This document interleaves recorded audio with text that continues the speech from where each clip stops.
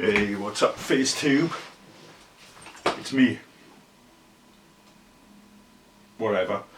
Anyway, you're going to do a little bit of a behind the scenes, and at the moment I'm recording a couple of tracks using a resonator guitar, or in this case, two resonator guitars.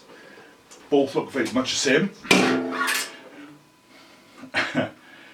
Yes, they look the same. This one is strung with phosphor bronze strings, and this one has got nickel plate strings, and they tune the same, they look the same, but they will sound different. And the reason for that is that this one will be played with a glass slide, this one will be played with a metal slide.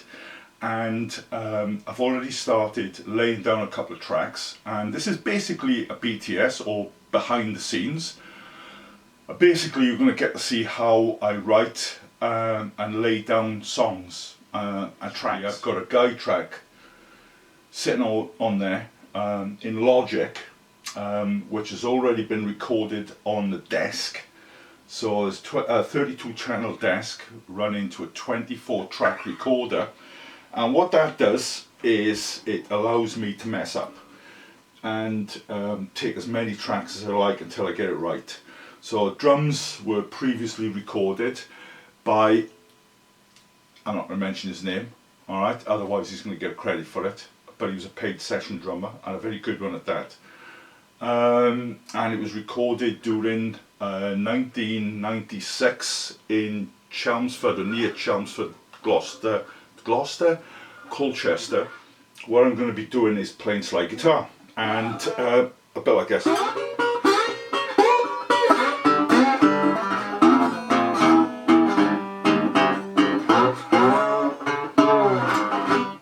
So that sort of thing. And I'm playing blues, I'm playing country rock, hard country rock, may I say, and I'm going to show you the difference. So if I have a look for a metal slide, do the same sort of Robert Johnson style intro, and you'll hear the difference.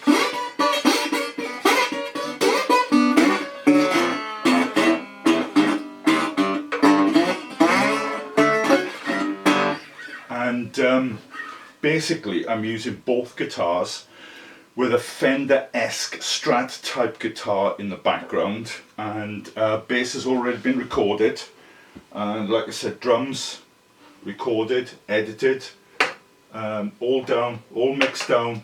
So once I've got all these tracks, I basically bulk dump all the tracks down onto my computer. So bass is there. So this is a 6-string Warwick, and you can see this is the Warwick Corvette 2004. I've used this to play bass. And the guitar that I've used on this track is, typically, it's hidden right under the tripod, so if you don't mind, I'll just do this. So this is quite a recent acquisition. This is a PV Predator guitar. I've had one of these before. It sounds great. I love it. I've laid the tracks down, and I'll play you a little bit of the track. You can probably hear the voice resonating actually through the resonator. So I'll just mute this and I'll just play you an intro. And this is a song called Misty. I'm using both resonators and this. Lyrics will kick in there.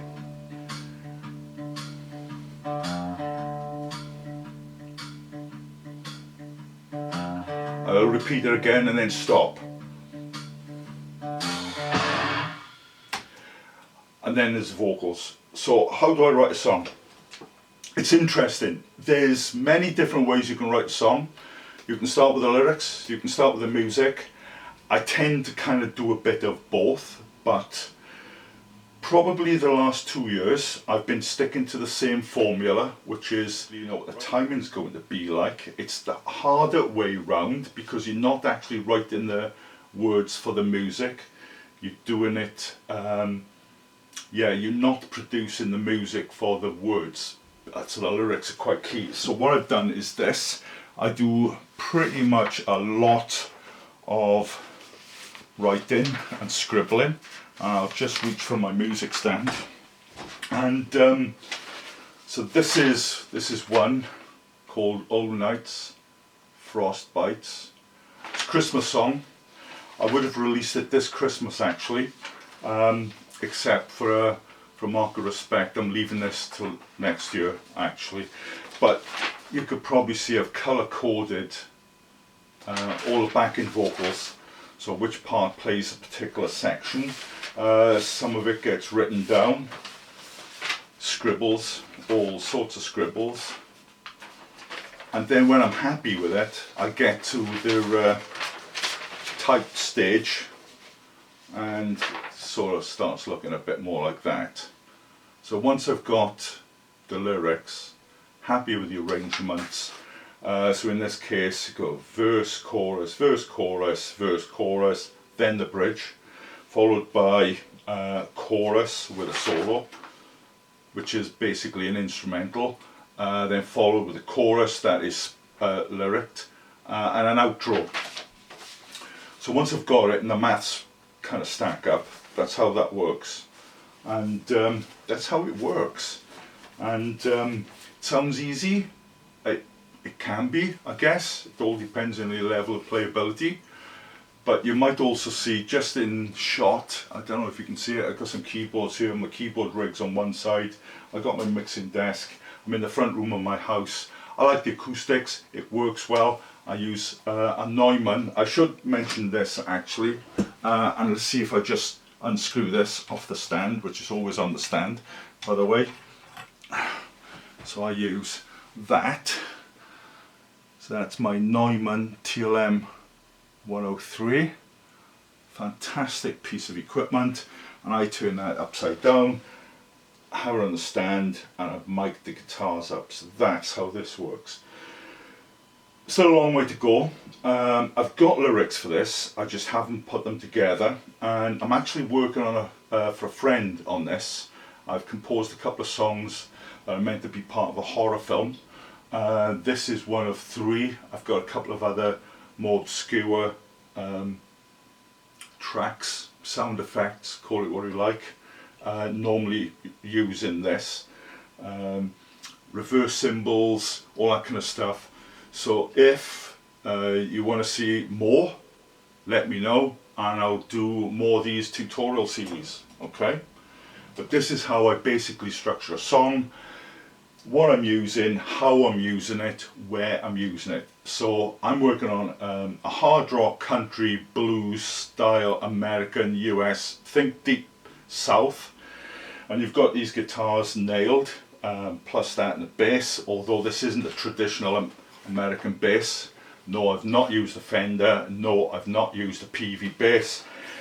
There are other basses out there. I prefer to use Warwick particularly. I've got two 5-strings, and if I'll just reach for this. This is an Italian fretless bass.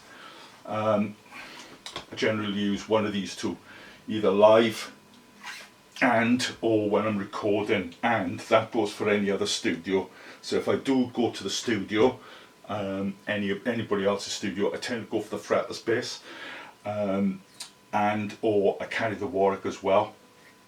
You might not see in the background, but my Trace Elliott rig is just over my right shoulder. Basically this front room is my recording setup, if you like. It used to be portable, so I used to record all the guide tracks. Instead of using this big mixing desk, I used to use a 16 track or 24 track Porter Studio, lay all my tracks down, then I would take those out to a studio and sync it via MIDI, and then the band would play all the tracks live via that, and then I build the tracks up. I get all the instrumentation, and then I come back to my place and then I finish them off under a different song, if that makes any sense. But that's how I do it. I hope this is of help, and if there's enough interest, I'll do some more.